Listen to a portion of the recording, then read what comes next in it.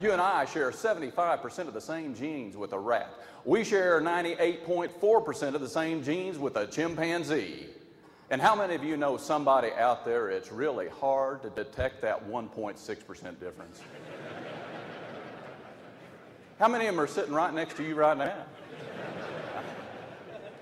Now, understanding that you and I are animals, I've decided to combine what my wife knows about human behavior with what I know about animal behavior, and I've come up with what I call cowboy psychology.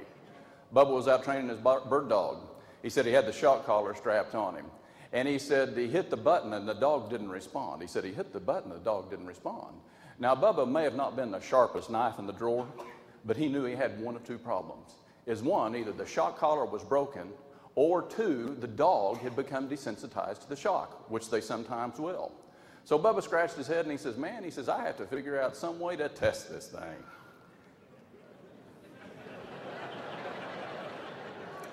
Now, some of you are way ahead of me here.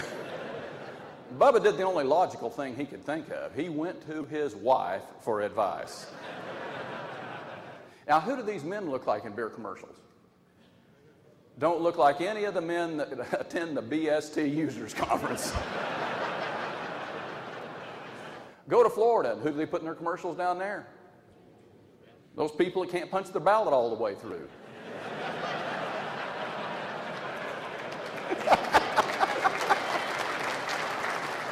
If you wear Air Jordans, then you can run faster, you can jump higher, you can be just like Mike. I said that in a speech in Montana. I said, you can be just like, and a guy in the back of the room said, OJ.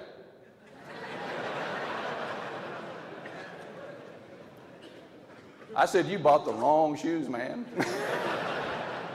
You're going to be the south end of a northbound steer. Okay, I've heard that before. You have? Okay. Now, so what I want you to do is I want you to come over here, and I want you to face that way. And I want you to keep walking, and I'm going to rope you, and I'm not going to hurt you, okay? I've heard that before, too. Yeah. Oh, this is even better than I anticipated. Keep going. No. I'm sorry. Now, you have a problem with instructions, don't you? Keep on going. Okay. I told you to keep on going. You didn't. Where's that shock collar when you really need it? What separates us from other animals? I love the answers I get from audiences. One woman says, animals can't accessorize. You've just seen the Jeff Foxworthy side of my split personality. I use humor to demonstrate my fundamental tenet of cowboy psychology. Without a purpose, our only motivation is reward and punishment. I can train any animal using reward and punishment.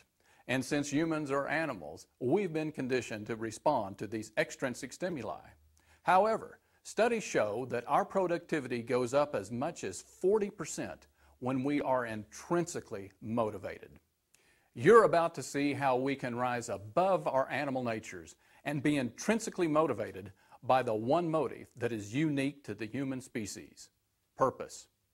In addition to this brief overview, you can check out several segments from my presentations, including Why the Chicken Really Crossed the Road, Bubba Tests His Shock Collar, The Care and Feeding of Shamu, What Separates Us from Other Animals, The Transformational Power of Purpose, Control the Head and You Control the Animal, The Tip of the Iceberg, and now for the Dr. Phil side of my split personality.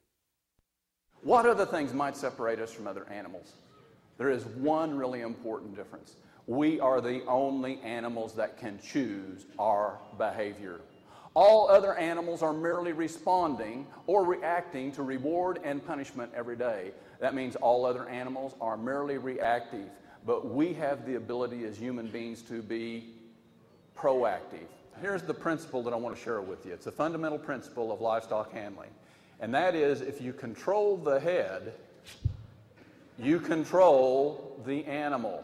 Okay. You see, I can take John anywhere that I want him to go. I can't motivate you. I can only manipulate you. And how many of you in here absolutely detest being manipulated? Yeah. But how many of you will also admit that you're guilty of manipulating others? If you hate being manipulated, why do you do it? Why? Because it works. Why does it work? Because everybody in this room has been conditioned to respond to reward and punishment. Without a purpose, our only motivation is reward and punishment. Let me repeat that. Without a purpose, our only motivation is reward and punishment. There's an interesting thing whenever you use reward and punishment as a motivator. You always have to increase the degree of stimulation. I'm here today to help you reach your full potential. Now here's what's neat about it. For 35 years, 6 months, and 16 days of my life, and that correlates to March 21st, 1988, I had been motivated primarily by reward and punishment. Whenever I started focusing on my purpose, though, amazing things took place in my life.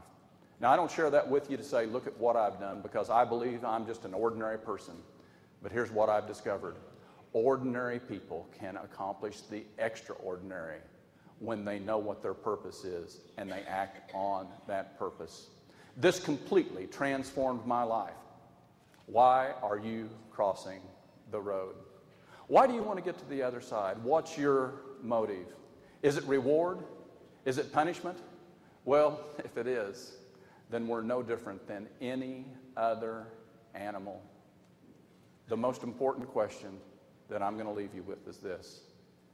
What is your purpose? Thank you very much.